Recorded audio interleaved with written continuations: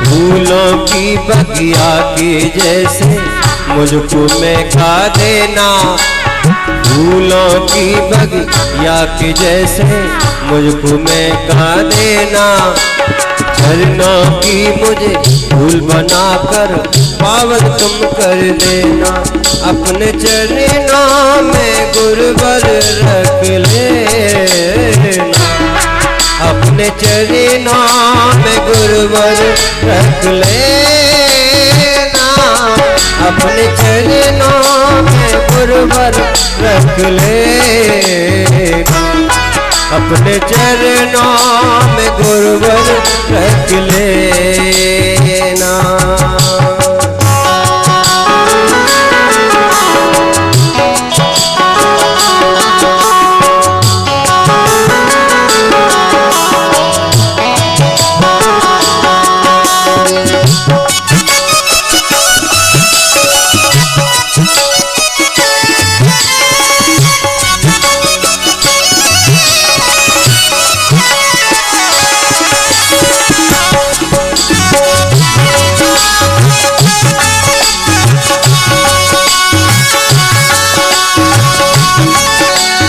हाथ जोड़ कर करूं मैं बिनती, बिनती तुम सुन लेना, हाथ जोड़ कर करूं मैं बिनती, बिनती तुम सुन लेना, चरणों की मुझे धूल बनाकर पावन तुम कर देना, अपने चरणों में गुरुवर रख लेना, अपने चरणों में गुरुवर रख लेना, अपने चरणों में गुरुवर रख लेना, अपने चरणों में गुरुवर रख लेना, अपने चरणों में सद्गुरु रख लेना, अपने चरणों में गुरुवर रख लेना।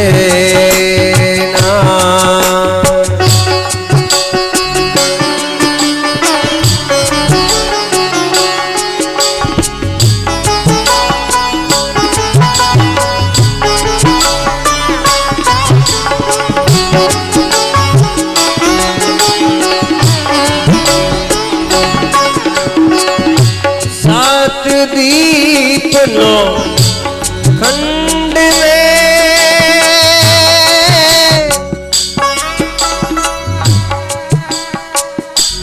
गुरु से बड़ा न को,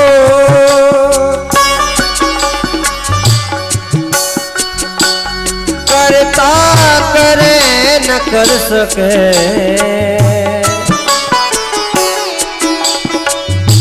गुरु किए सोई हो,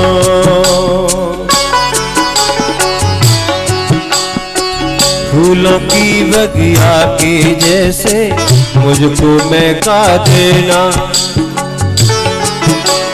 फूलों की बगिया की जैसे मुझको मैं खा देना, चरणों की मुझे धूल बनाकर पावन तुम कर देना, अपने चरणों में गुरुवर रख लेना, अपने चरणों में गुरुवर रख लेना, अपने चरणों में गुरुवर रख लेना, अपने चरणों में गुरुवर रख लेना, अपने चरणों में गुरुवर रख लेना,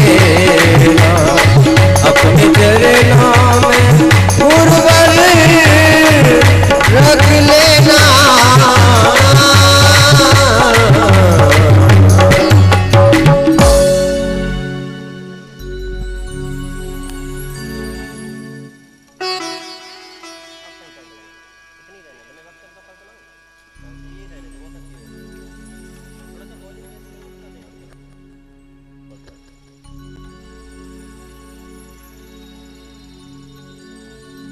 चरणों की मुझे धूल बनाकर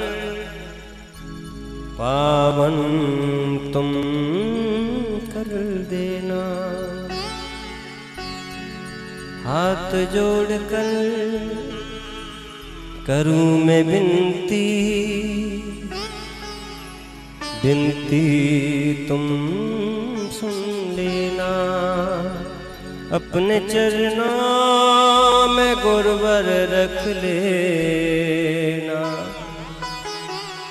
अपने चरणों में गुरुवर रख लेना। अपने चरणों में गुरुवर रख लेना। अपने चरणों में गुरुवर रख लेना। अपने चरणों में गुरुवर रख लेना। बोलिए सद्गुरुदेव भगवान की, बोलिए संत भगवान की जय। जय श्री राधे।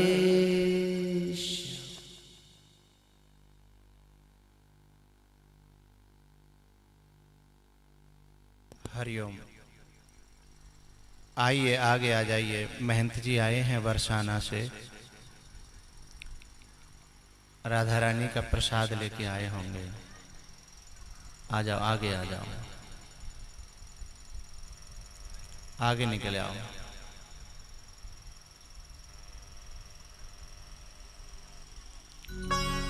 अभी बैठो, इंटरवल में इधर आगे आ जाओ। आगे उन कुर्सियों को और आगे कर दो, साइड में खाली जगह पड़ी है। हाँ,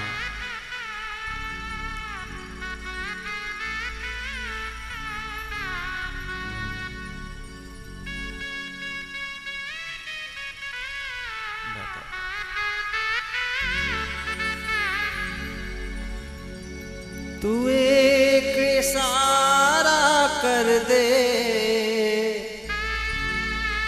मैं दौड़ी आऊं बरसाने। मैं तो नाचूंगी भाव विभोर। यहाँ कुछ बिछाने के लिए कहा था।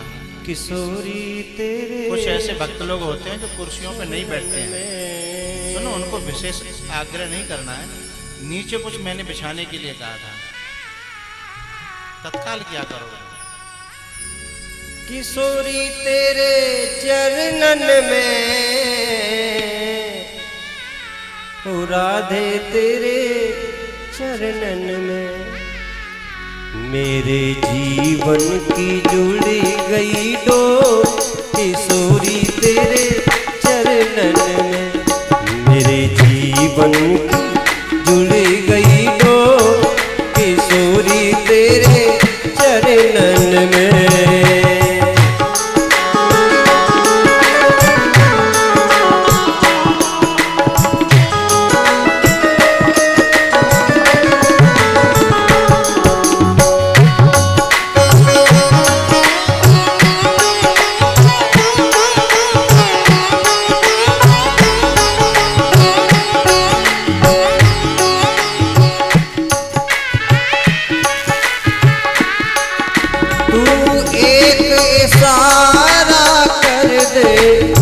दौड़ी आऊं बरसाने, मैं भाजी आऊं बरसाने।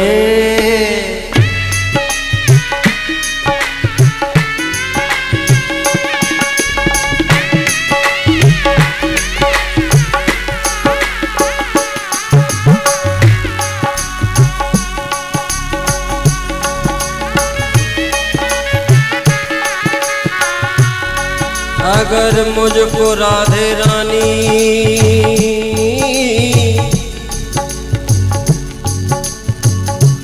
अपना न लोगी, मैं कैसे तुम्हारे चरण छोड़ दूंगा।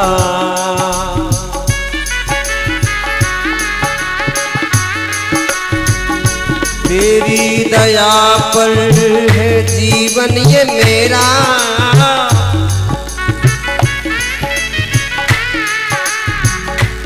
तेरी कृपा पर है जीवन ये मेरा, मैं कैसे तुम्हारी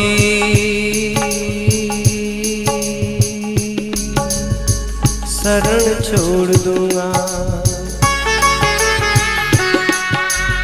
तू एक इशारा कर दे, मैं दौड़ी आऊं परेशान में तो।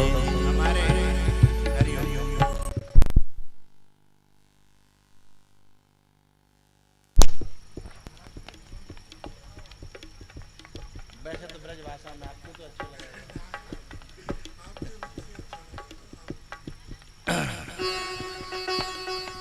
हमारे बरसाने राधा रानी के सेवक और बरसाने के पास में सुनहरा गांव के जो भगवान की अष्ट सखी थी, उनमें एक सुदेवी सखी थी। उनके महंत जी कथा की शोभा बढ़ाने के लिए आए हैं। इनके लिए जोरदार तालियों से अभिनंदन। और केवल कथा की शोभा बढ़ाने ही नहीं, आप सबको आमंत्रित करने आए हैं।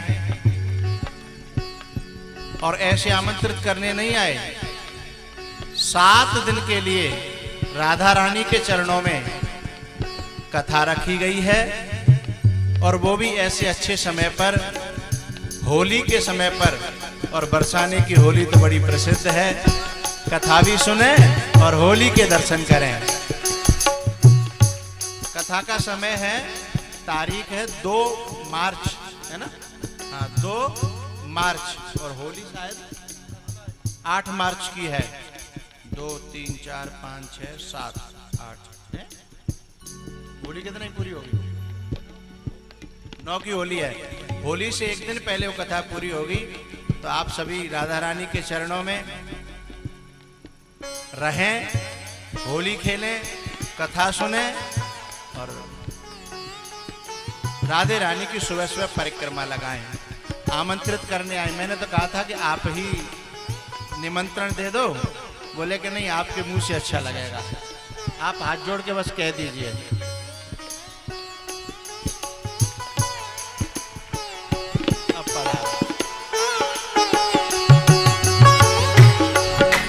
तू एक इशारा कर दे, मैं दौड़ी आऊं परेशान, मैं दौड़ी आऊं परेशान, मैं तो नाचूंगी, मैं तो नाचूंगी भाव विभोर किशोरी तेरे चरणन में। मेरे जीवन की जुड़ी गई डोर किशोरी तेरे चरणन में।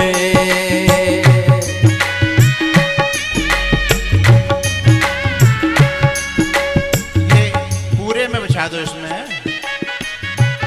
आज कई प्रदेशों से लोग आ रहे हैं।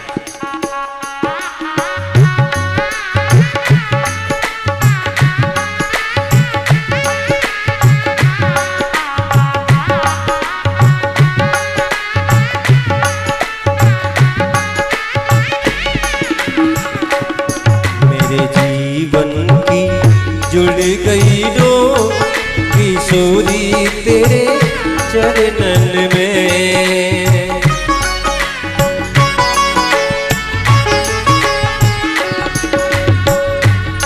तेरे रंग में रंगा हर जमाना मिले,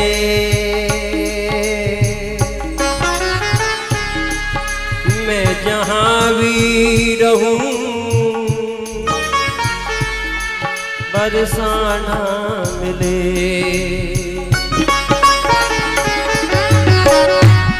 तेरे चरणों की रज में ठिकाना मिले,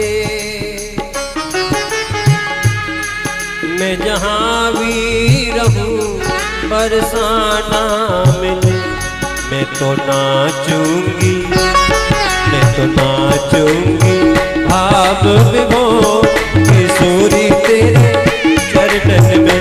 मेरे जीवन की जुड़ गई डोर किशोरी तेरे चरणन में, किशोरी तेरे चरणन में, ओ राधे तेरे चरणन में, ओ राधे तेरे चरणन में, ओ श्यामा तेरे चरणन में।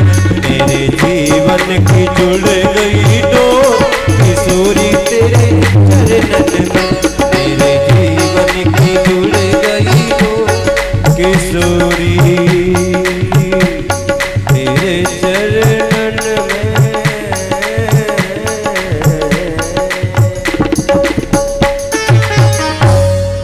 तू एक इशारा कर दे,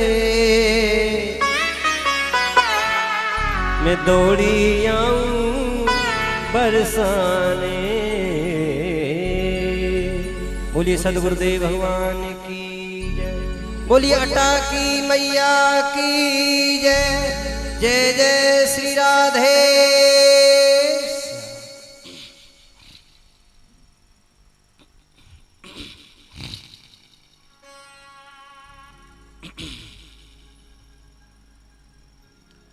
कृष्णाय वासुदेवाय हरये परमात्मने प्रणतक्लेशनाशाय गोविंदाय नमो नमः। यं प्रव्रजन्तमनुपेतमपेतकृत्यं द्वैपायनो विरहकातर आजुहाव पुत्रेति तन्मयतया तरवो विनेदोष तं सर्वभूतहृदयं मुनिमानतोऽस्मि। नमोऽस्तु ते व्यासविशालबुद्धे फुल्लारविन्दायत्पद्मनेत्र येन त्वया भारततैलपूर्ण प्रज्वालितो ज्ञानमयप्रदीप।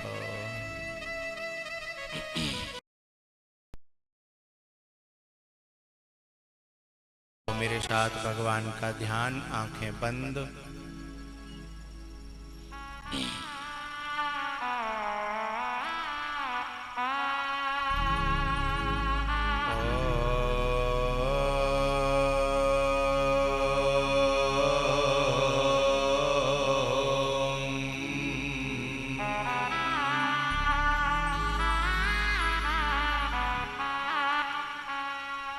श्री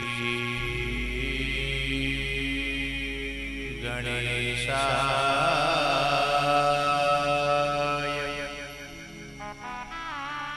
नमः।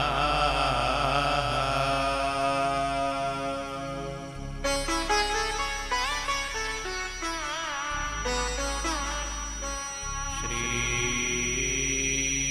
महासरस्वत्यै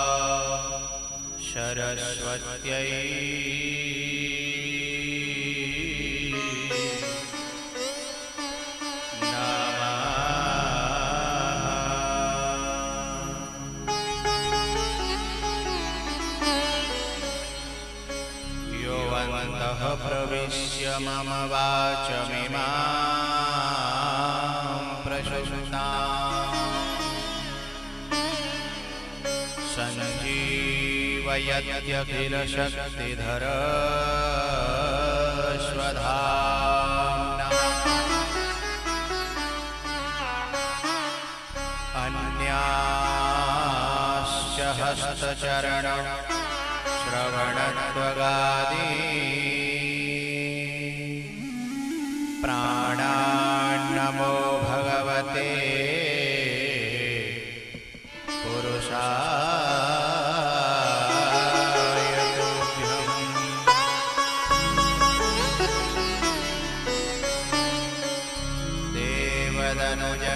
देवदनुजनरनागग प्रेतपितरगन्धर्व वन्दौ किन्नररजनिचर कृपा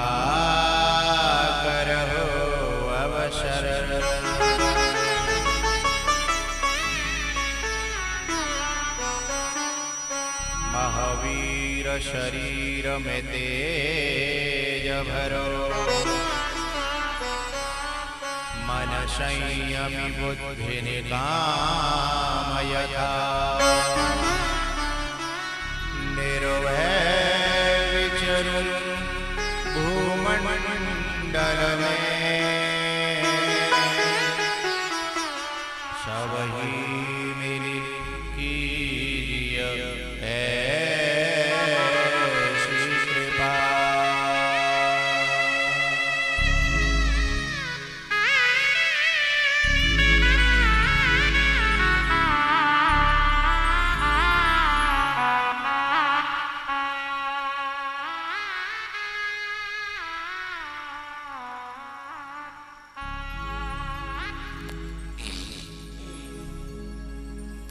अनंत श्री विभूषित जगत अर्चनीय वंदनीय प्रातः स्मरणीय श्री सद्गुरुदेव जी महाराज, सूक्ष्म जगत में विराजमान समस्त देवगण सिद्धजन योगी जन, जगत की अधिष्ठात्री देवी माँ, दृश्य अदृश्य रूप में विराजमान परमात्मा स्वरूप समस्त संत भगवान, आदरणीय विप्र समाज विद्वत जन, दूर दूर से आए हुए मेरे सभी प्यारे रसिक श्रोता जन, लाडली बेटियां, पूज्य माताएं और भी ज्ञात अज्ञात मेरा समस्त प्रिय श्रोता समाज, आप सबको भगवत भाव से मैं बार बार नमन करता हूँ।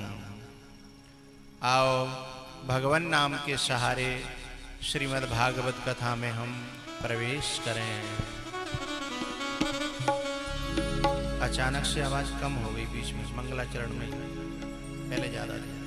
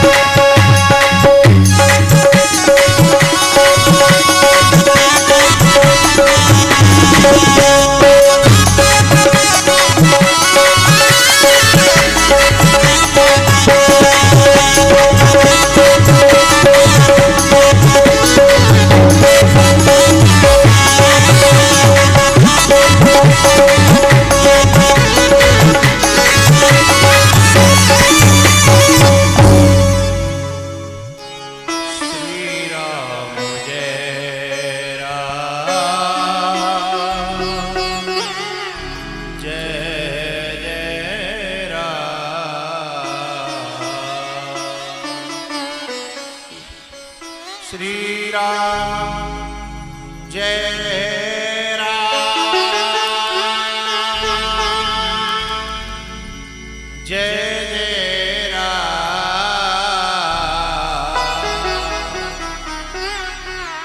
श्री राम जय राम जय जय राम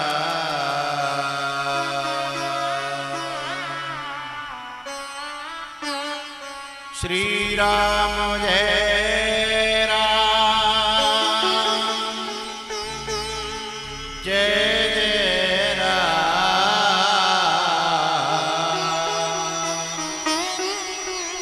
श्री राम जय राम जय जय राम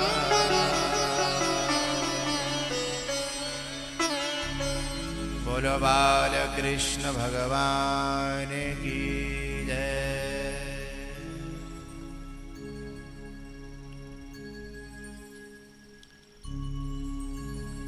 कल चर्चा चल रही थी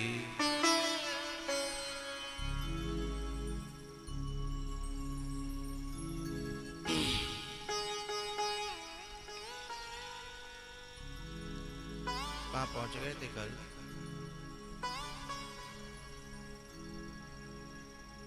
बिजुर जी ने छिलके खिला दिए, गूदा भी खिला दिया, यहीं तक पहुंचे थे, है ना?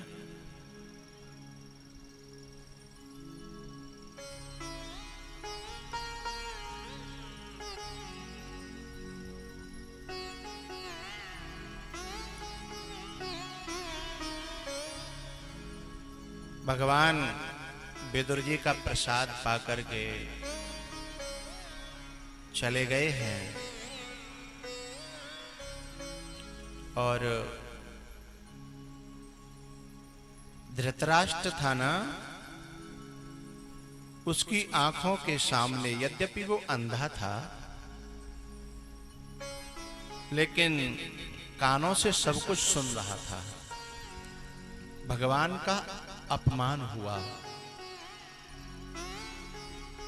भगवान का और भक्त का अपराध आदमी का विनाश कर देता है।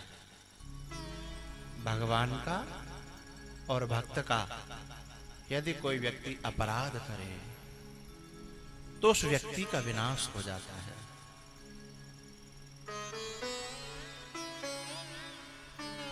यहां तो साक्षात भगवान का अपराध दुर्योधन ने किया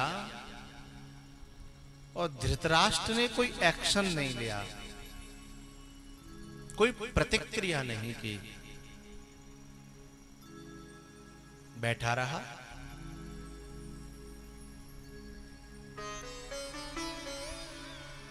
विदुर जी महाराज को धृतराष्ट्र ने बुलाया और कहा कि मेरे मन में बड़ी बेचैनी हो रही है, बड़ी परेशानी हो रही है। कहा, हे भैया विदुर, विदुर छोटे थे, धृतराष्ट्र बड़े थे, लेकिन विदुर जी महाराज साक्षात धर्मराज के अवतार हैं, ज्ञान में बहुत आगे हैं, ज्ञान में बहुत आगे। भगत जी आगे आ जाएं, आगे, वहीं आपकी जगह निश्चित है, आगे आ जाएं, आप अपनी जगह पे ही आके बैठा करो।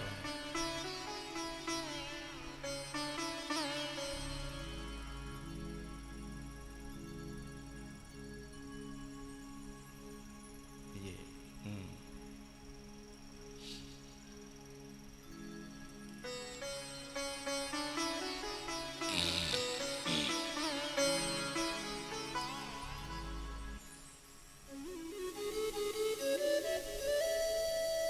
धृतराष्ट्र ने विदुर जी को बुलाकर के कहा कि मेरे दिल में बेचैनी हो रही है, उच्चाटन हो रही है, घबराहट हो रही है। तब विदुर जी ने कहा,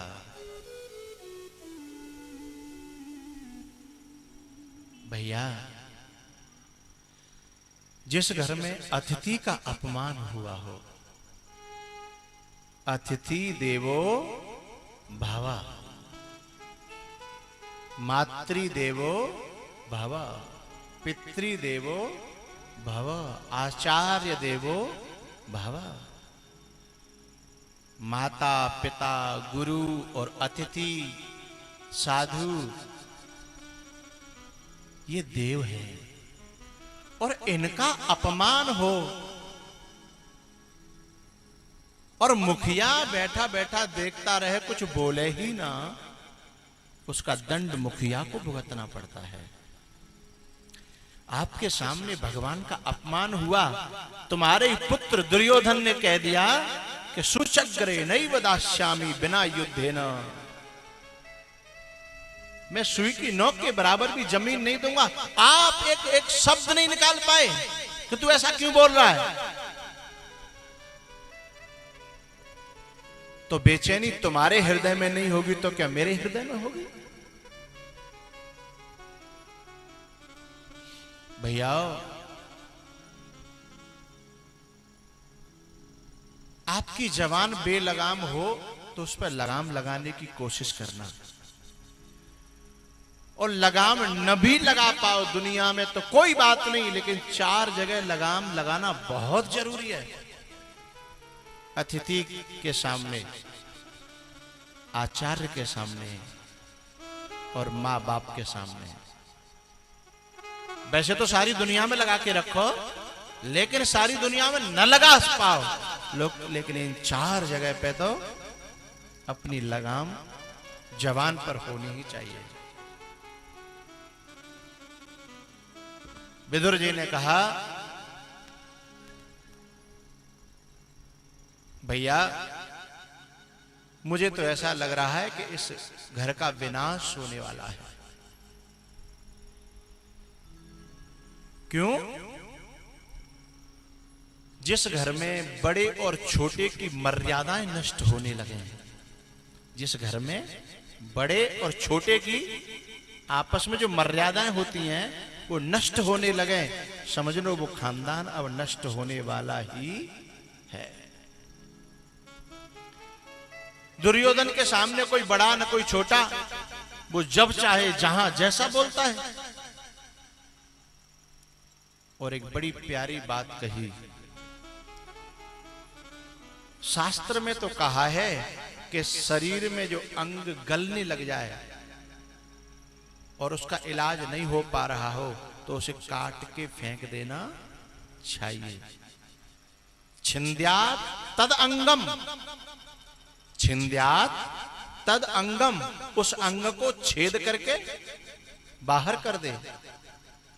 नहीं तो क्या होगा, धीमे धीमे बढ़ता हुआ इन्फेक्शन बढ़ता हुआ पूरे शरीर को ले बैठेगा। लेकिन मैं आपसे एक बात और यहां आगे की कह रहा हूं, शास्त्र में तो यहां तक कहा गया है, लेकिन यदि आपका क्षेत्र आलू का माना हुआ क्षेत्र है और आपका अनुभव है कि यदि एक पैकेट में एक आलू सड़ गया तो यूं मत समझना कि बाकी बच जाएंगे। बोलो बोलो, सब सड़ेंगे। और ऐसा मत समझो कि एक ही पैकेट सड़ेगी, हैं? बाकी बगल में दूसरी है ना, वह भी सड़ेगी। और यदि लापरवाही और की गई, जल्दी से उनको निकाल करके छटाई न कराई गई तो पूरे कमरा को जितनी पैकेट हैं उसमें, हैं? सब चली जाएंगी ना। तो यदि जिस खानदान में एक कुपुत्र पैदा हो जाए, एक कुपुत्र, और यदि उसका इलाज न हुआ तो पूरा खानदान के खानदान को ले बैठता है। तुम्हारे गांव की भाषा में कहूं तो जो कहते हैं थापी लेगो, थापी है, पूरे खानदान की लेगो थापी।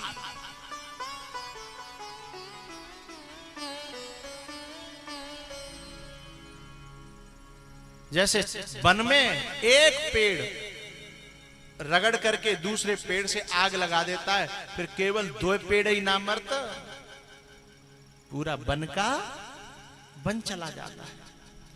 ऐसा विदुर जी धृतराष्ट्र को समझा रहे थे। और शकुनी ने ये बात सुनी और सीधे जाकर के दुर्योधन के कान में फूंक मार दी।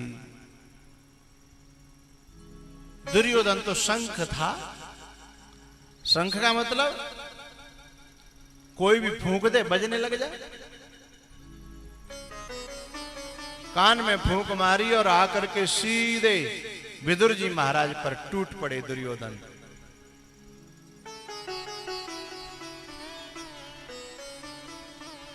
उल्टी सूदी सुनाई, जबकि विदुर जी बड़े सम्माननीय हैं, आदरणीय हैं, पूजनीय हैं दुर्योधन के।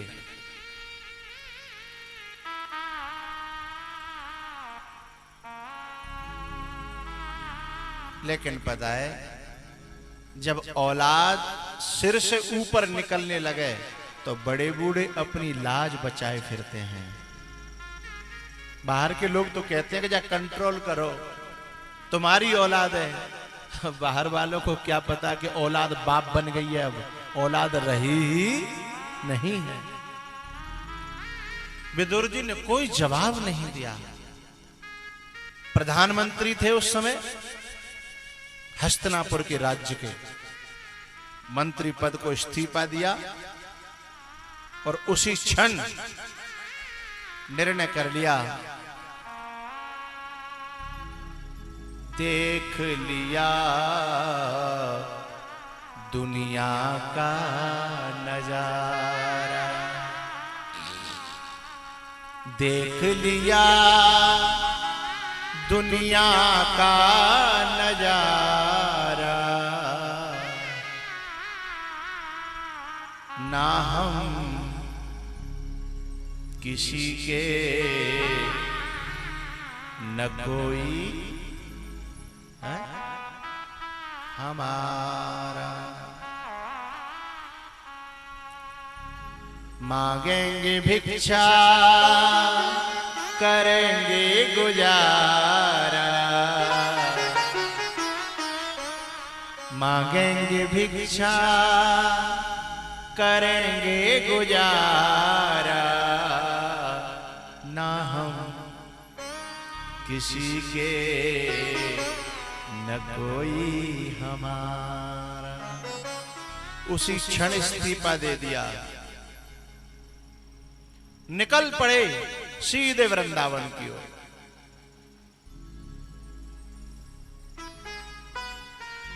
हमारी जहां 24 और 22 के लोग बैठे हैं, इनके घरों में भी दुर्योधन है।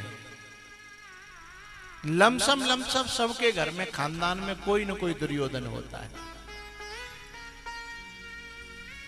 लेकिन ये मेरे जो बड़े बूढ़े हैं ना, वो विदुर की तरह नहीं है,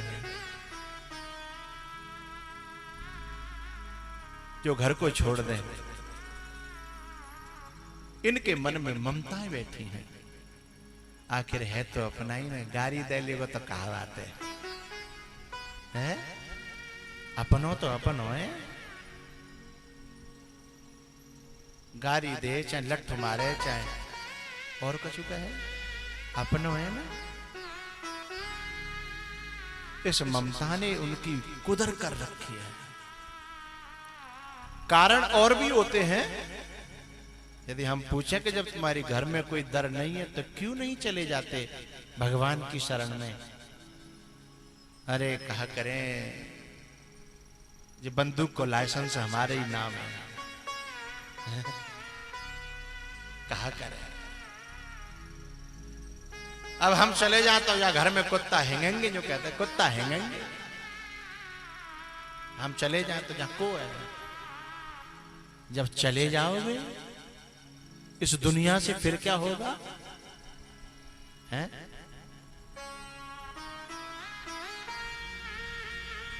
ये दुर्योधन जिसके घरों में पैदा होते हैं वो ये सबक देते हैं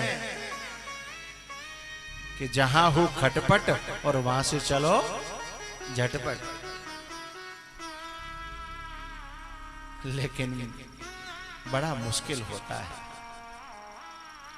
हाँ, बहुत से लोग तो होते हैं ने को खटपट वही तैयार है, उनका बिस्तर बिल्कुल बंधा हुआ, घर वालों को धमकी देते रहते हैं कि ज्यादा खटपट करी ना तो अभी चला जाऊंगा वृंदावन, लौट के नहीं आऊंगा। धमकी दे रहे हैं, लेकिन 10 साल है गई आज तक गए ना, और खूब रोज लड़ाई है रही है घर में, धमकी दे रहे हैं पर गए आज तक ना। और घर वालों को पता लग गया कोई धमकी देता है, और वे खूब कहते हैं जाके तो देखो घर में तो शांति आ जाएगी, घर में चैन आ जाएगा, तुम जाओ तो सही। लेकिन वो जाते नहीं। विदुर जी की कथा यह शिक्षा देती है भाइयों,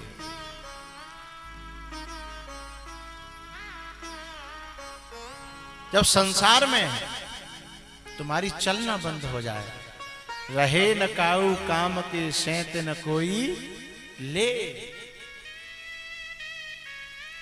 दांत हिले और खुर घिसे कंधा बोझुन ले, और ऐसे बूढ़े बैल को कौन।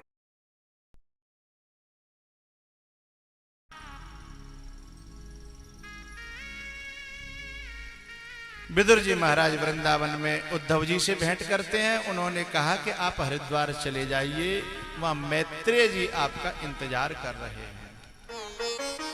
विदुर जी मैत्रेय जी के चरणों में जाकर के प्रणाम करते हैं। गुरुदेव भगवान, मुझे ऐसे खानदान में जन्म क्यों मिला? उन्होंने बताया कि आपको मांडव्य ऋषि का श्राप है। अच्छे खानदान में भी जन्म बड़े पुण्य कर्मों से मिलता है, अच्छे खानदान में बड़े पुण्य कर्मों से जन्म मिलता है। बोले तुम्हें मांडव्य ऋषि का शाप है, इसलिए तुम इस खानदान में जन्म लिए हो।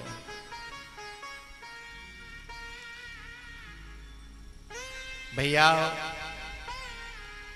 मैत्रेय जी महाराज से विदुर जी ने प्रश्न किया, ये सृष्टि कैसे, इसकी रचना कैसे होती है भगवान? तब उन्होंने बताया, नारायण की नाभि से कमल, कमल से ब्रह्मा जी, और ब्रह्मा जी के सबसे पहले 4 पुत्र हुए।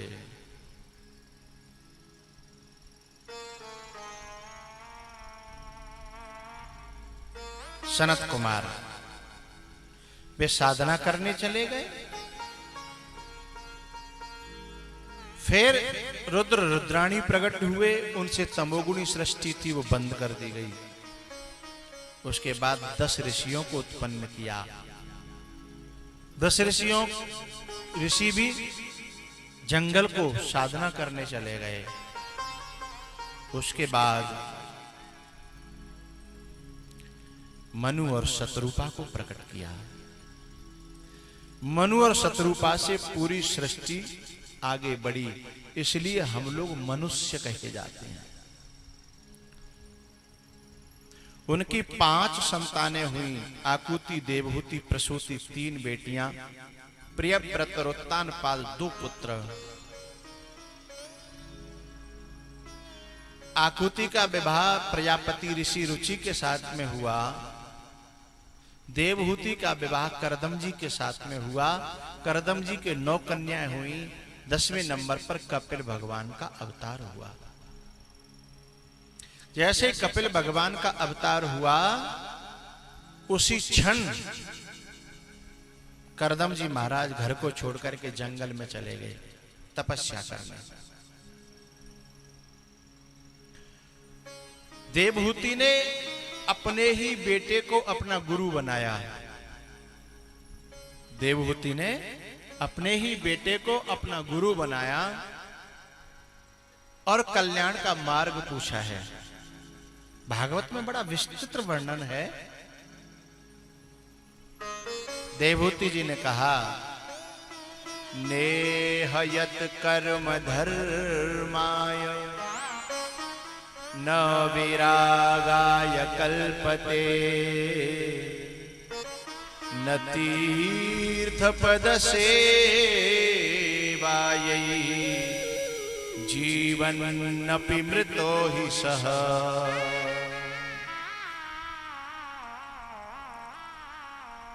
नेह यत कर्म धर्माय न विरागाय कल्पते। बड़ा प्यारा श्लोक है।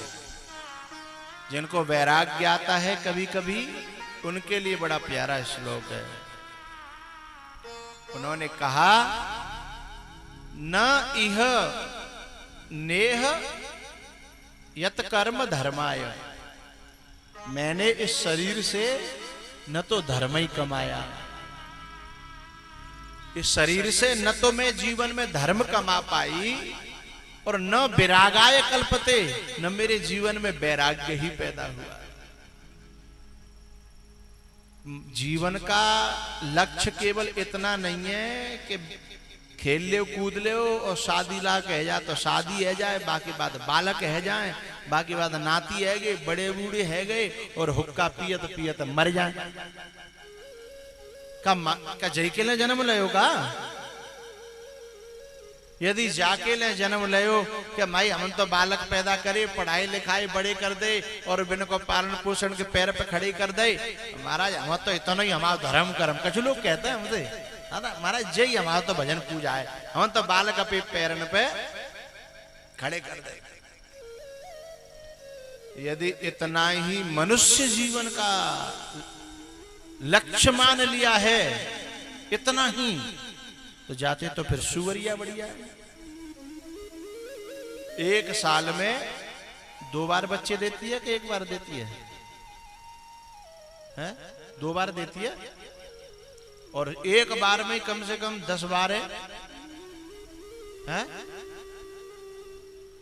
12 और 1 साल में है 24। 1 साल में 24 बच्चों को जन्म दे करके और उन्हें अपने पैरों पे खड़ा कर देती है और उनसे आशा भी नहीं पालती कि तुम मेरी सेवा करो, जाओ अपनो करो खाओ। तुमसे ज्यादा बैरागिन और बच्चों को पैरों पे खड़े करने वाली तो सुवरिया मानी जाएगी ना। मनुष्य का जीवन लेकर के जिन्होंने केवल इतना समझ रखा है कि हमने बच्चे पैरों पे खड़े कर दिए साहब, यही अपनो धर्म कर्म है, बहुत गलत सोच है। पाहे न जेहि पर लोक सुधारा। मनुष्य जीवन को पाकर के जिन्होंने परलोक सुधारा नहीं तो फिर गए 84 के लिए, लुढ़क गए। ते त्वं भुक्त्वा स्वर्ग लोकम विशालम चीणे पुण्य मर्त्य लोकम विशंति। मनुष्य जीवन को इनमें बर्बाद कर दिया तो फिर गए उसी नरक के चक्कर में। पाहि न जेहि पर लोक सुधारा। एक बात पर बताना चाहता हूं भैया, यदि हमने भगवान के मार्ग पर पांव रख लिया तो वो लोक तो बनेगा ही बनेगा, यह लोक भी बन जाएगा। वह लोक तो बनेगा ही, लेकिन यह लोक भी बन जाएगा। और भगवान के मार्ग को छोड़ करके दुनिया के मार्ग में, ममता में, मोह में अपने जीवन को बर्बाद किया तो वो लोक तो गया ही। जा लोक में कछु ज्यादा मिलवे वारो ना, औलाद के ढक्काओं के अलावा। तुम कहोगे चलो भगवान है छोड़ के हम जई लोक में कछु कर ले, इस लोक में भी क्या मिलेगा? है? और इस अध्यात्म मार्ग पर जो व्यक्ति पांव रखता है उसका यह लोक भी बन जाता है और वह लोक भी बन जाता है। नेह यत कर्म धर्माय न विरागाय कल्पते न तीर्थ पद सेवाय। तीर्थ मन पवित्र यानी परमात्मा अथवा महात्मा। मैं परमात्मा और महात्माओं के चरणों की सेवा भी नहीं कर पाई। न तीर्थ पद सेवायई बोले तो जीवन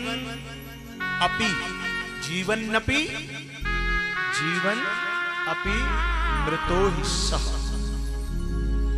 मेरा तो जीवन मृत्यु के समान चला गया। मैं जीते जी मर गई। मैंने जीवन में कुछ किया ही नहीं। रामायण में कहा है जीवत सब सम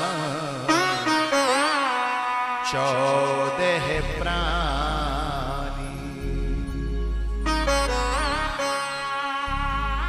मनोज तुमने एक काम बहुत बढ़िया किया भैया। कुरसंडा के बगल से कथा को यहां ले आए। इसमें एक फायदा मुझे बहुत हो रहा है। यदि वहां कथा होती तो अठन्नी चवन्नी बहुत आती। जानते हो अठन्नी चवन्नी? तो वे बहुत डिस्टर्ब करते कथा को। यहां वही छट्टा छट्टा आ रहे हैं जो वाकई प्यासे हैं और टकटकी लगा करके सुन रहे हैं और दर्शन कर रहे हैं। ये बहुत आ रहे हैं।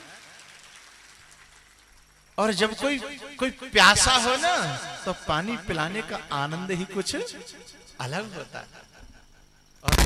और तुम तो टीचर लोग हो, क्लास में शांति हो तो पढ़ाने का आनंद ही कुछ अलग है। और उत्पाती आ जाए। हमारे जमाने में मानधाते नगर आके बालक बहुत उत्पाती है। कुरसंडा कॉलेज में हमारे चौहान माँ साहब रोज मारो खाते हैं। तो यदि क्लास में शांति हो तो पढ़ाने का आनंद ही कुछ अलग है। कोई प्यासा हो तो आप में जो शांति है ना, बहुत सारी बातें फूट फूट के आ रहे हैं कि मैं ये भी कहूं वो भी कहूं, पर रोक रहा हूं।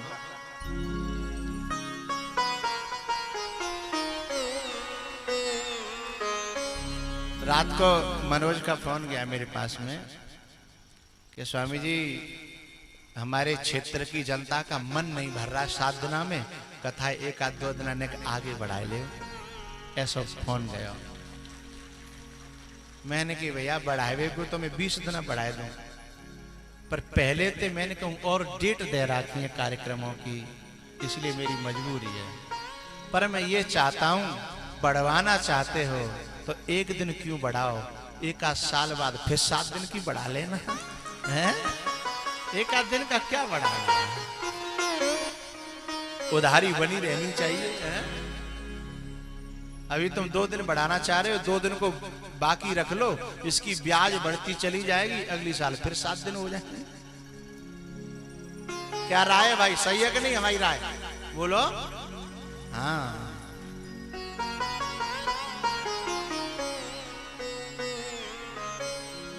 नेह यत कर्म धर्माय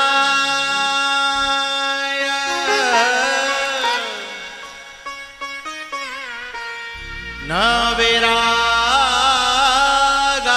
कल्पते न तीर्थ पद सेवायै जीवन नपि मृतो हि सह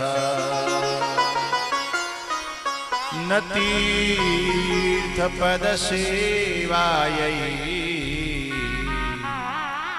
जीवन नपि मृतो हि सह।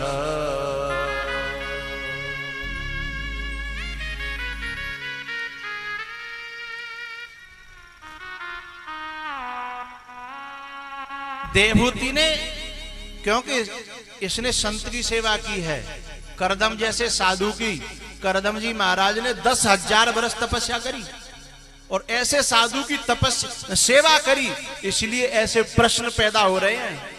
यदि आपने इस जन्म में या पूर्व जन्म में कभी किसी संत की सेवा करी होगी तो ही मन में वैराग्य उत्पन्न होगा, नहीं तो खूब रोज जूता परे घर में बैराग होने वाला नहीं है। खूब मार परे तो भी घर ही रहेंगे, बैराग होगा ही नहीं, वहीं मर जाएंगे। लेकिन काऊ जन्म में साधना करी होगी ना तो बार बार बैराग होगा। ये जीवन वैसे ही जा रहा है, ये जीवन नष्ट हो रहा है, हैं? कैसे अब कैसे जल्दी ते जल्दी कागभूषण जी कहते थे ना,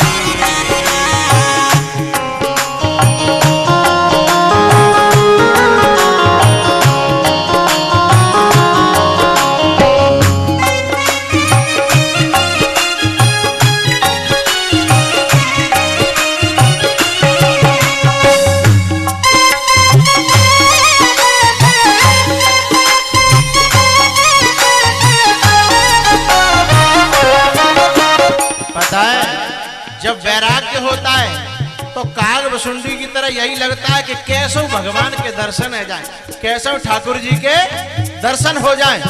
या सीता जी की तरह मन इतना व्याकुल होता है जब वैराग होता है। पूर्व जन्मों की तपस्या जब जोर लगाती है तो एक ही बात उभरती है, हे रघुनंदन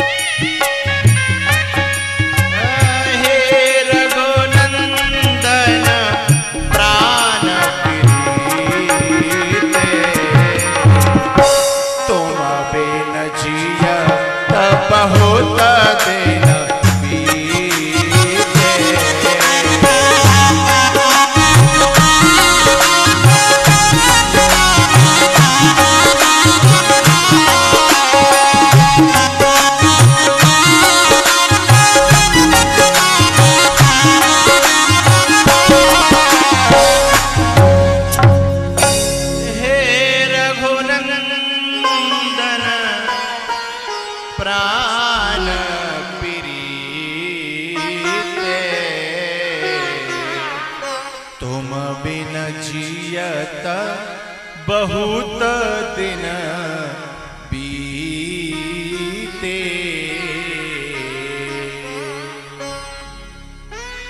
देवहूति वही कह रही हैं, नेह यत कर्म धर्माय न विरागाय कल्पते। मेरे संग तो क्या हुआ बेटा, साहं भगवतो नूनं वंचिता मायया दृढ़म्। हे बेटा, मैं जो मेरे अंदर न वैराग्य है, न मैं ठाकुर की और परमात्मा की संतों की सेवा कर पाई, ऐसी मैं वंचिता मायया दृढ़म, परमात्मा की इस दृढ़ माया के द्वारा वंचिता माने ठगी गई हूं, वंचिता ठगी गई हूं। साहम भगवतो, साहम मानी ऐसी मैं, सा अहम ऐसी मैं वंचिता ठगी गई हूं। मुझे तो मोह ने, ममता ने, राग ने, द्वेष ने ठग डाला। क्या अब मेरे कल्याण का कोई उपाय है? ऐसा मन आप में से किसी के मन में ऐसा विचार कभी आता हो तो समझना तुमने पूर्व जन्म में किसी संत की, महात्मा की, परमात्मा की जरूर सेवा की है।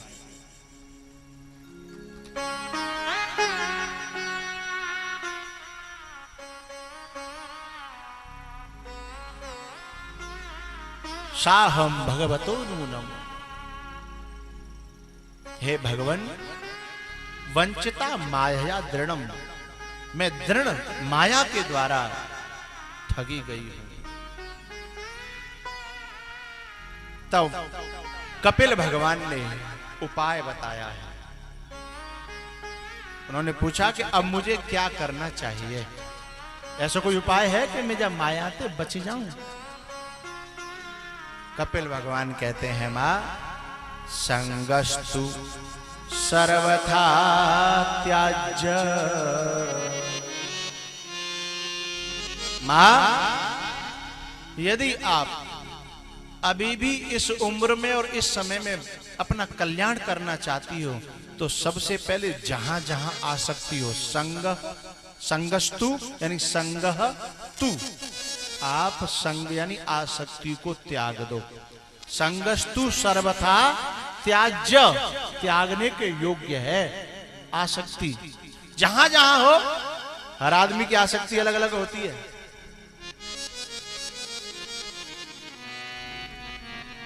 किसी की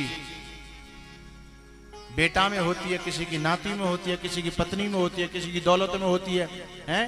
किसी की और में नहीं होती, हुक्का चिलम में ही होती है, काऊ की बीड़ी में, काऊ की बोतल में, हैं? अलग अलग आसक्तियां हैं।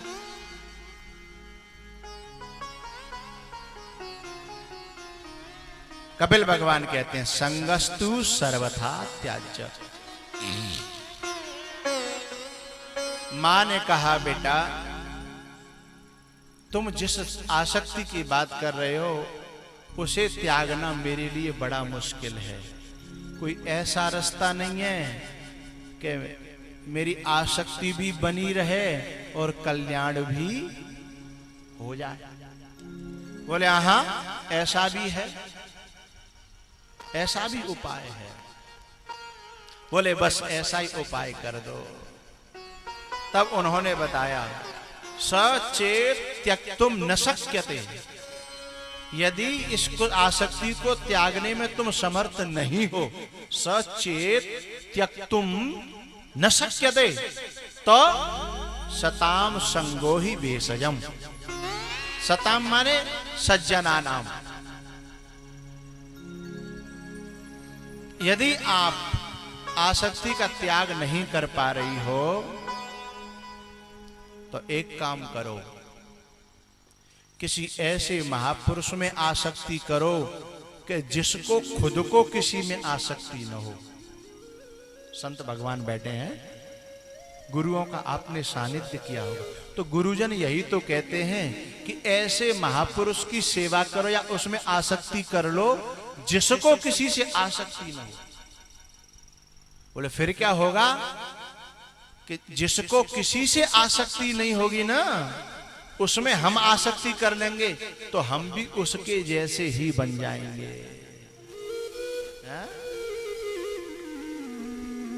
जैसे कि हम, जैसे में हमारी आसक्ति होगी वो हमको अपने जैसा ही बना लेगा।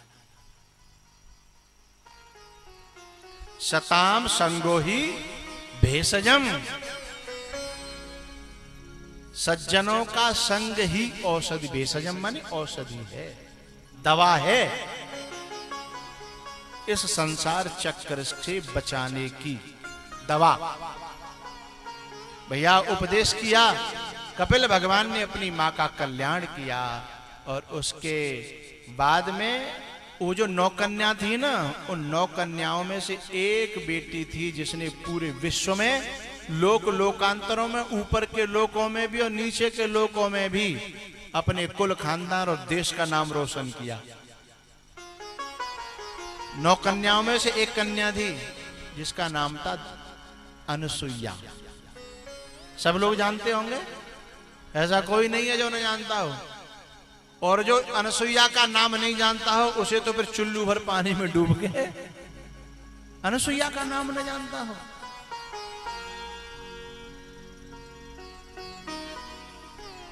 बड़े बड़े बड़े बलशाली हुए, उन्होंने एक बार में एक देव को हराया, एक बार में एक देव को हराया। कथा के समय नहीं चलाना भाई, ये कथा के समय पे हेलीकॉप्टर मत चलाओ। नहीं, हमारी कथा कोई नहीं सुनेगा, हेलीकॉप्टर ही देखेंगे सब। हम कह दें तब चलाना है, नहीं काऊ के गिर पड़ेगा, हटाओ हटाओ, बाहर ले जाओ।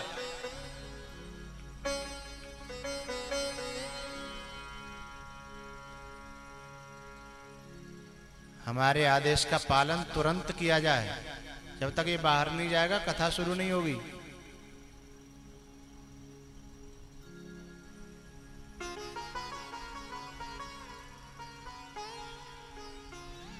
जल्दी करो बेटा।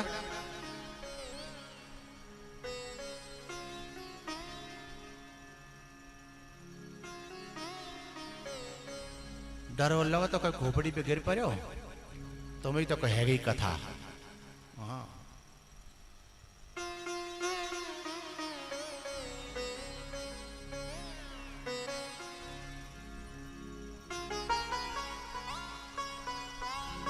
आज 2 अक्टूबर है,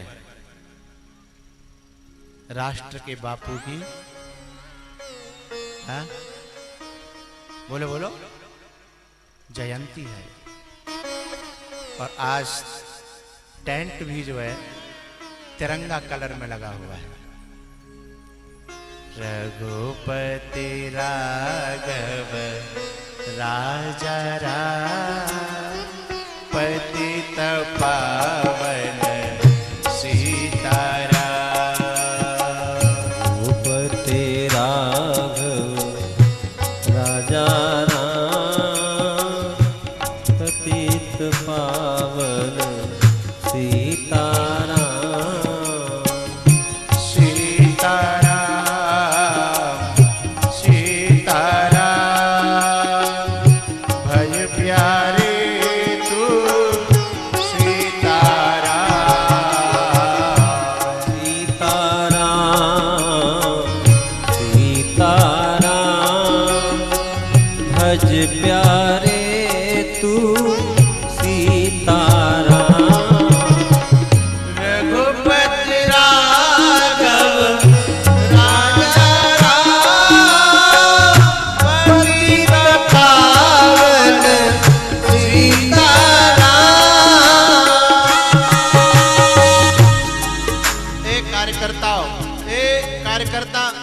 बाहर ये जिम्मेदारी हमारी है, वो हम कर लेंगे।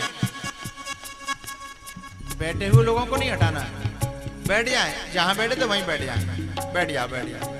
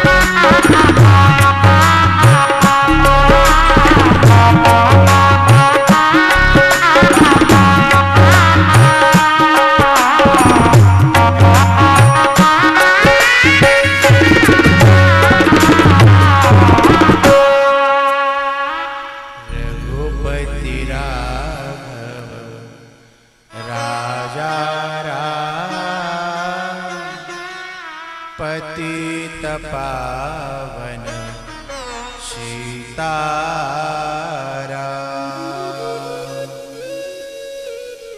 अनुसुईया की बात कर रहा था मैं। अनुसुईया का नाम इसलिए लोग जानते हैं कि बड़े बड़े महाबलियों ने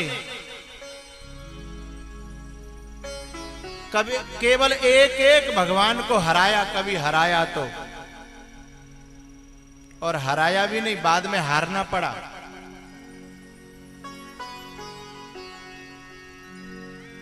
लेकिन इसने तो तीनों महाशक्तियों को एक बार में ही अपना बालक बना लिया, हरा करके। ऐसी अनुसुईया का नाम भी जो न जाने है। भैया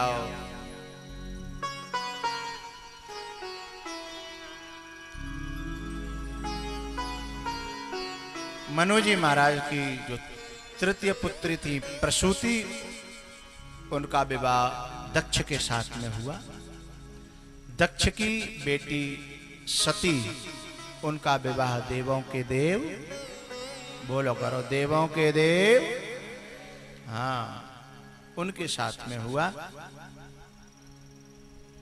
लेकिन ज्यादा दिन आपस में बनी नहीं, बिगड़ गई। सती को अपने मायके का थोड़ा सा अहंकार था।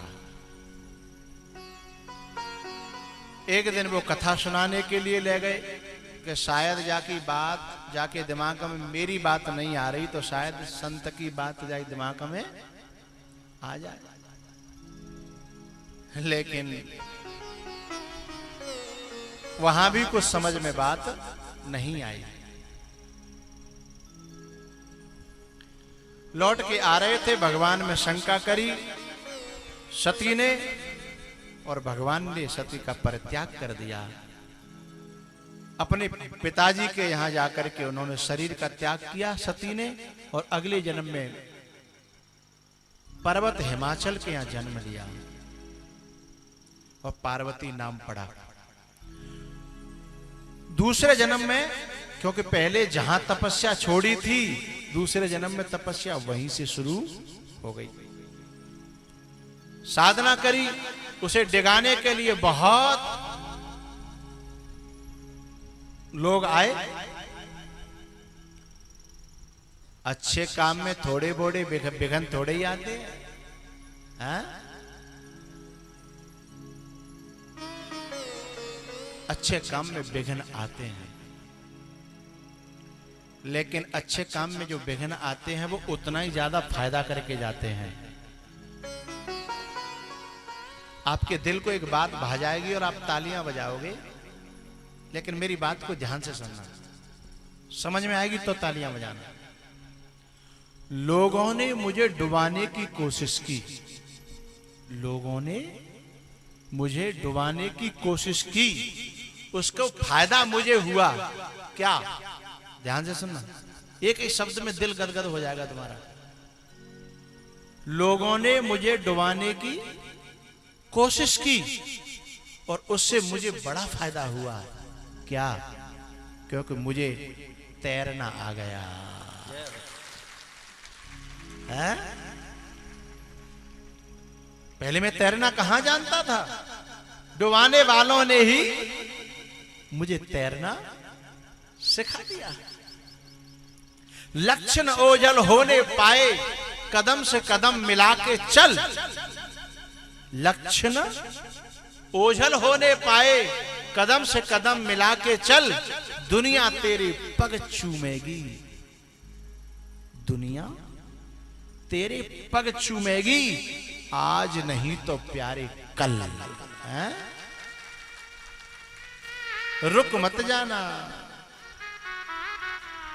रुक गए जो डर गया सो मर गया। रुक मत जाना। एक बात और, मैं यहां प्रसंग आ गया है भगवान की कथा में, तो एक बात और मैं कहना चाहता हूं। इनको कहीं जाना है शायद, बार बार मोबाइल में घड़ी देख रहे हैं, तो मोबाइल को बिल्कुल बाकी टेंट हुआ मशक के दल्लो करो। मोबाइलों के तो कथा में आओ तो टेंट हुआ मशको लाल वालो। लाल वालो टेंटुआ मसको और भीतर धल्ले को जा जब तक कथा चले। हनुमत डटे रहो आसन पे जब तक कथा राम की हो है।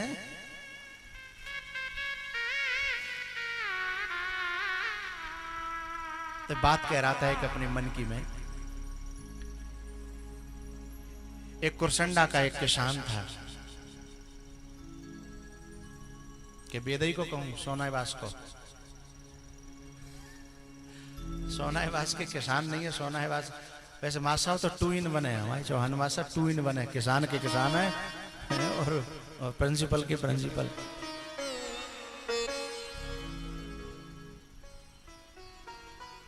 एक कुरसंडा का किसान और इतना आलसी रहे, इतना आलसी, बड़ा आलसी। एक संत के पास में पहुंचा। अब शायद वो दुनिया में नहीं रहे। वो संत बगीची पे रहते थे, पतले पतले, बड़ा प्यार करते थे हमें। जहां से कलश यात्रा उठी थी ना अपनी बगीची, अब नहीं रहे ना वो। हाँ, स्वामी जी के पास में आया। बाबा भजन तो होता नहीं है, तामस तन कछु साधन नहीं। भजन तो होता नहीं है, पर ऐसी कृपा करो, ऐसी कृपा करो।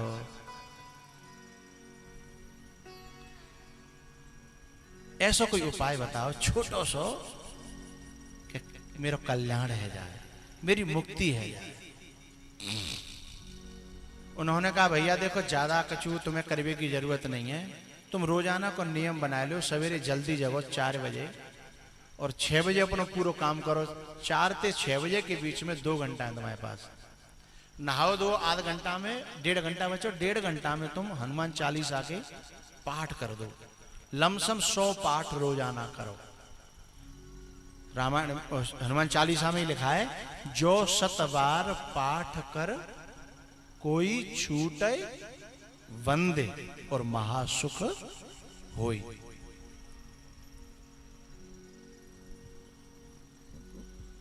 विनोद हमारे भगत जी को जगा दो। तो हमसे आंख आंख मिला के कथा सुना करो, समाधि में मत जाया करो। हाँ,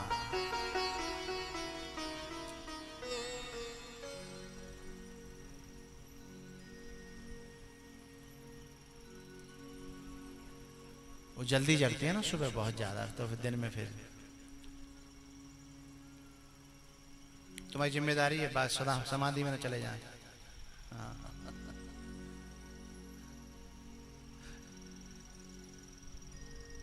बात पे आ जाइए। 100 बार हनुमान चालीसा का पाठ कर देना किसान, तुम्हारा कल्याण हो जाएगा। बोले महाराज 100 हनुमान चालीसा के पाठ, मैं किसान आदमी न जाम का जो कम कर ले।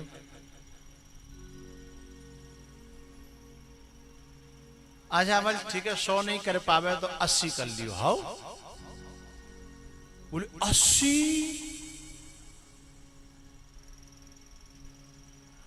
महाराज 80 नहीं कम करो बच्चों। तो बोले 80 नहीं कर पावे तो 60 तो कर लेगा। बोले 60? अब स्वामी जी बोले ये तो बहुत ही ज्यादा है, नाम ही वैसे आलसी ने में दिया। 60 नहीं कर पावे? बोले नहीं महाराज मैं तो किसान आदमी हूं, 60 कहां। चलो 60 नहीं कर पावे तो कोई बात नहीं, 40 तो कर लेगा। बोले हनुमान चालीसा और 40 बार? भाई आंख ही ऐसी प्रश्न करें। स्वामी जी ने बड़ी करुणा करी। ठीक है चल छोड़, मत 100 करे न 60 न 40, केवल तू 11 हनुमान चालीसा करके अपना काम करना। बोले महाराज 11 तो मेरे बाप दादा ने कहो नहीं करे, मैं कैसे कर पाऊंगा? बड़े करुणावान संत बोले चल 11 छोड़ तू 10 छोड़ 8 रहने 5 रहने, एक हनुमान चालीसा केवल 2-3 मिनट में हो जाता है, एक तो कर लेगो। सो बोले एक हनुमान चालीसा पूरा। स्वामी जी ने अपना माथा पकड़ लो हनुमान चालीसा से मैं आधो करे होगा है? बोले हनुमान चालीसा पूरा।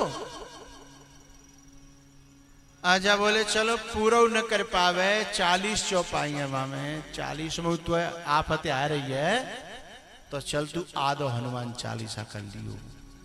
तो बोलो आधे 20 चौपाई होते हैं, बोले हाँ तो 20 चौपाई पूरी बोलनी पड़ेगी। करुणावान संत साहब, बड़े करुणावान संत, माने कि मैं जिम्मेदारी ले रहा हूं, तू ज्यादा नहीं तो 5 चौपाई रोजाना पढ़ दियो। जैसे ही मैंने 5 चौपाई सुनी तो फिर वैसी कहवे वारों को 5। स्वामी जी ने कही सुन सुन सुन, एक चौपाई कर लेगो रोजाना, एक चौपाई।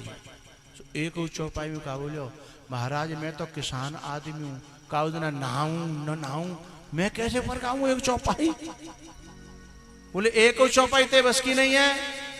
बोले महाराज एक चौपाई मेरे बस की तो संत ने एक बड़े काम की बात गई, मैं पूरे क्षेत्र को एक मन की बात कह रहा हूं। स्वामी जी ने कही सुन बेटा, भले ही तू रामायण मत पढ़े, मंत्र जाप मत करे, गीता मत पढ़े, भागवत मत पढ़े, कोई पूजा पाठ मत करे, तो भी तेरा कल्याण है जागो। एक बात मेरी मान लियो। बोले बताओ। पूजा पाठ तो नहीं करना पड़ेगा। बोले बिल्कुल नहीं, न कोई व्रत न उपवास न पूजा पाठ न कोई मंत्र जाप। बाबा ऐसे काम है तो कर लूंगा। कुरसंडा को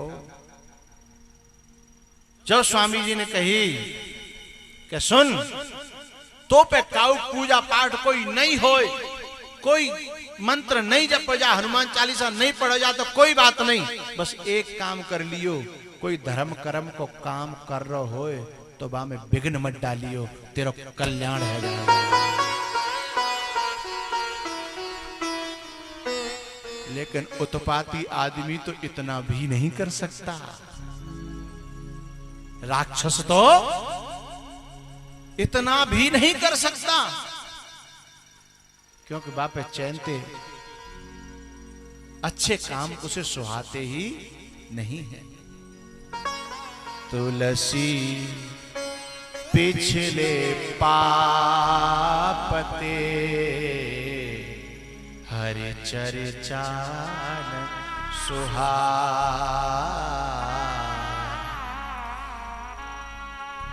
न जाने कितने लोगों को कितना जलन हो रही होगी कि मनोज ने नाम कर दो। साहब मनोज ने नाम कर दिया, अब हम तो कर नहीं पा रहे, तो और नहीं तो विघ्न ही डाले, और नहीं कहीं हो तो विघ्न ही डाले। लेकिन प्यारे हो एक बात ध्यान रखना, शास्त्र की बात कह रहा हूं आपको। एक बार परमात्मा का कोई अपमान कर दे सहन कर लेते हैं, लेकिन भगवान के भक्त का और भगवान की कथा में कोई विघ्न डाले, रोक टोक करे, उसको परमात्मा कभी क्षमा करने वाला नहीं है। आज नहीं तो कल उसका परिणाम आ जाएगा। मैं नहीं कह रहा हूं, वेद शास्त्र उपनिषद गीता रामायण सब कह रही हैं। रामायण में कहा है, भगवान स्वयं अपने मुख से कहते हैं, और इसी बात को बृहस्पति जी कहते हैं इंद्र से। इंद्र सुनो सुरेश रघुनाथ सुभाऊ,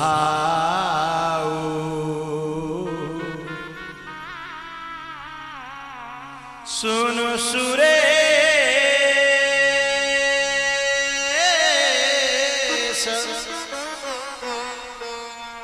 रघुनाथ सुभाऊ,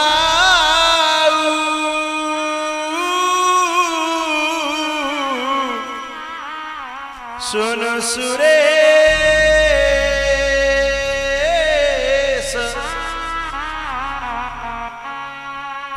रघुनाथ सुबाऊ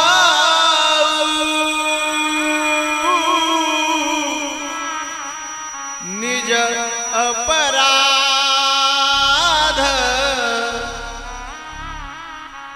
रिसाहीन काऊ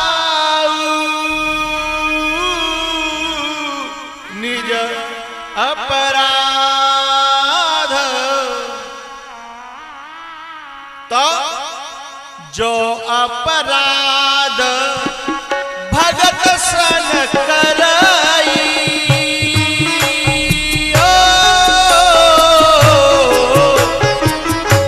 जो अपराध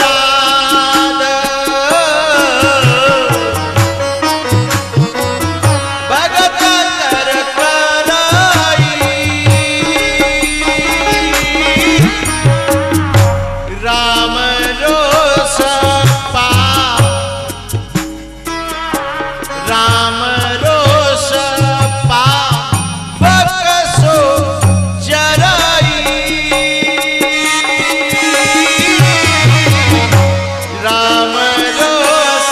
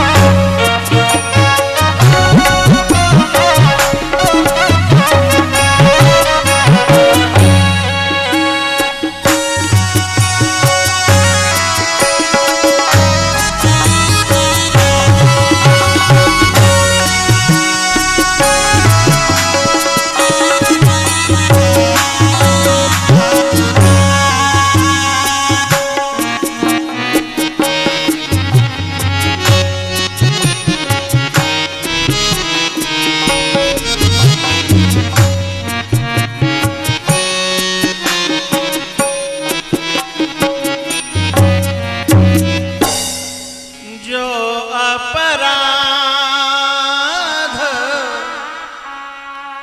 भगत कर करई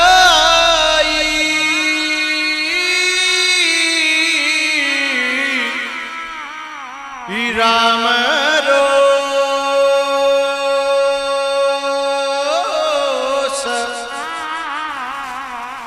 राम रोष पावक सो जरई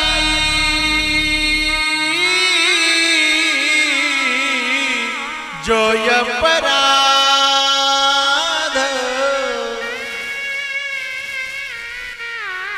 ए इंद्र लोचन सहसन सूज सुमेरु 1000 आंख हैं लेकिन तुझे पर्वत दिखाई नहीं देता। भगवान का अपमान कोई करे तो भगवान सहन कर ले, लेकिन भगवान के भक्तों का, भगवान की कथा का और भगवान के संतों का यदि कोई अपमान करे तो भगवान की क्रोधाग्नि में जल करके भस्म हो जाता है। इसलिए उस संत ने कहा कि तू और कोई काम न कर सके तो कोई बात नहीं, लेकिन अच्छे कामों में कभी विघ्न मत डालना, बस तेरा कल्याण हो जाएगा।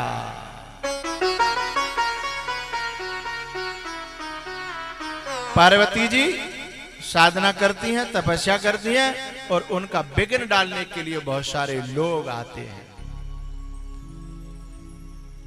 और विघ्न डालने की बात मैं अब चर्चा करूंगा। आपके विश्राम का समय हो गया है, लंच का। पानीपत